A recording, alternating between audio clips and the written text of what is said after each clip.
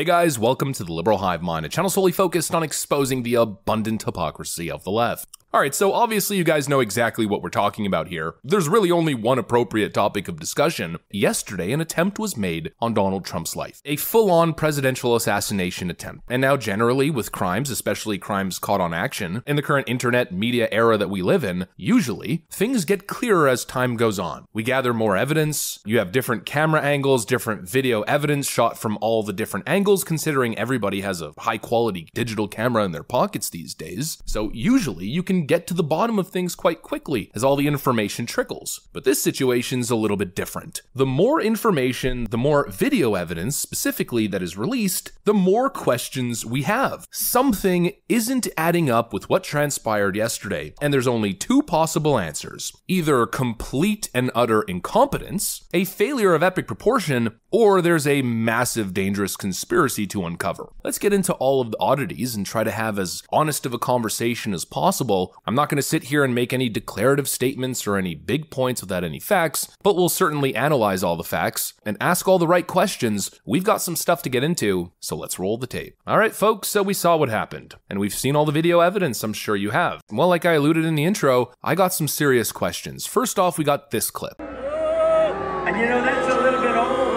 that chart's a couple of months old, and if you want to really see something that said, take a look at what happened.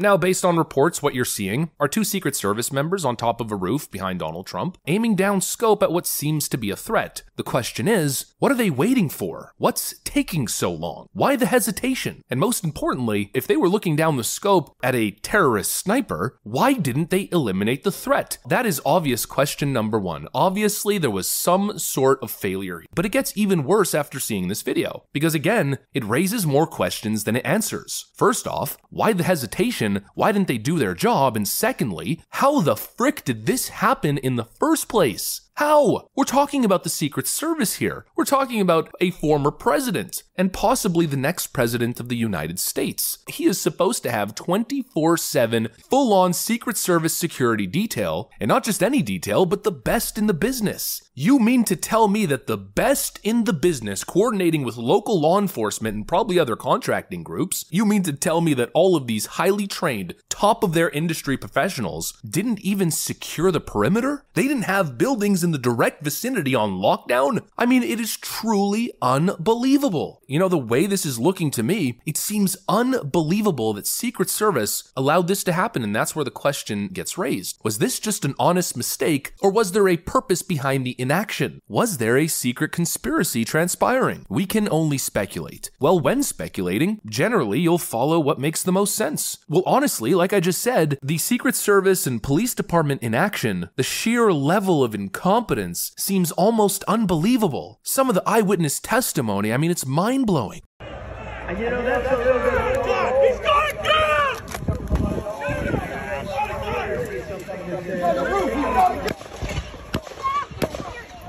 And watch and listen to the rally, right? We couldn't see him, but we could hear him. So we walked up, and probably 5 to 7 minutes of Trump speaking. I'm estimating here. I have no idea, you know.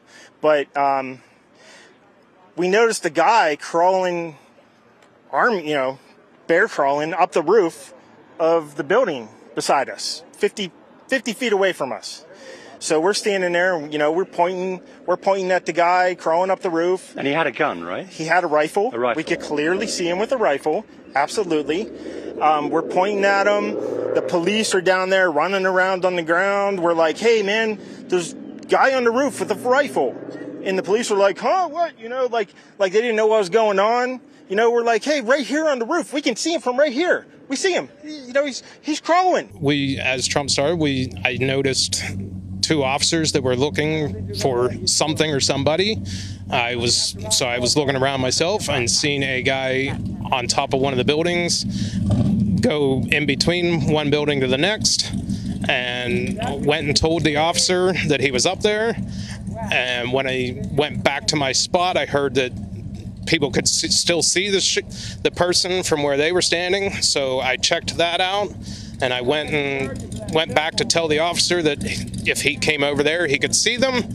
And when I turned my back is when the shots when the shots started. We keep seeing eyewitnesses doing media interviews saying they were there for minutes trying to warn Secret Service that somebody was on the roof, and nothing was done. All the training, the protocols, how does that make sense? How was that building and that roof not secured? How were there not 3 Secret Service agents on that roof with weapons, making sure the perimeter is totally secure? It's unbelievable. It's almost as if the conspiratorial thought is a more believable story than just assuming incompetence. Whoops. You know, and it brings up little tidbits. It's funny how you forget things. I mean, I cover the news every single day. I've been doing it for years, but sometimes, I mean, stuff that was so important, talking points and things that we were covering in the past, it just kind of disappears from the memory bank, but now a lot of it is coming back. You know who I'm thinking about? Democrat Senator Benny Thompson. Let's not forget that Trump's Secret Service protection could have been removed under Benny Thompson's proposed legislation back in April just a couple months ago. As Donald Trump was facing a possible verdict, Democrats in Congress were working to remove his Secret Service protection. They wanted him vulnerable. I'm just supposed to not link the two? Because that makes me a crazy conspiracy theorist? No, it's almost as if this is exactly what they wanted. I'm also thinking a whole lot about Joe Biden's recently sworn in director of U.S. Secret Service, Mrs. Kimberly A. Cheadle, and the fact that she has repeatedly refused to give Donald Trump full presidential Secret Service protection. Dan Bongino goes in on it. But President Trump is a former president running for re-election. You essentially have 2 incumbents running.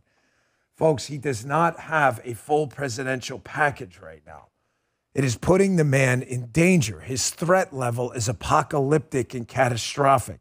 It is time right now for Kim Cheadle, the Secret Service director, to get her head out of her ass and do the right thing. I could tell you stories for days about her putting politics ahead of presidential protection. I am not being overly emotional because I've said it before. The Secret Service director is utterly unqualified right now to be doing what she's doing. It is time for her first to get this thing solved. It's an emergency situation right now and find out what happened, but she should step down immediately.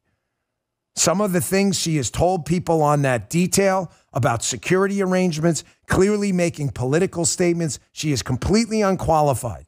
It is time for President Trump to have a full presidential package. What we saw was either a result of complete incompetence, or what we saw was a purposeful sabotaging of Trump's security detail, which created clear vulnerabilities and allowed an opportunity for a shooter to have a window on President Trump.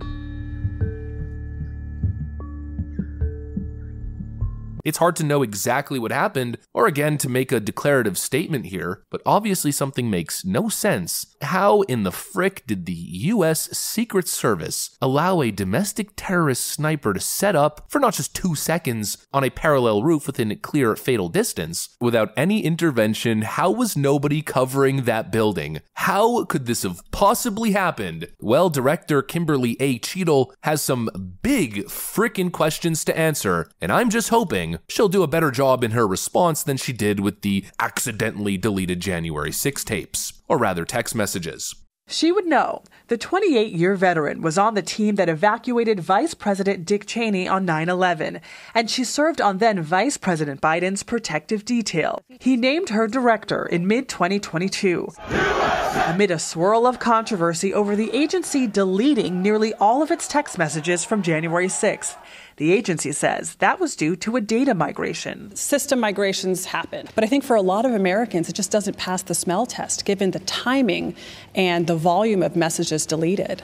Well, it's unfortunate that that would be the assumption that people would make. Our integrity is everything, and there was nothing nefarious attached to that. Their integrity has... Again, it's hard to say exactly what happened. I don't want to attribute malice. It could possibly just be incompetence, as we're now learning that Kimberly Cheadle was focused on DEI initiatives. To expand hiring, they're aiming to have 30% women recruits by 2030, and even allowed YouTube influencer Michelle Khare to train with agents.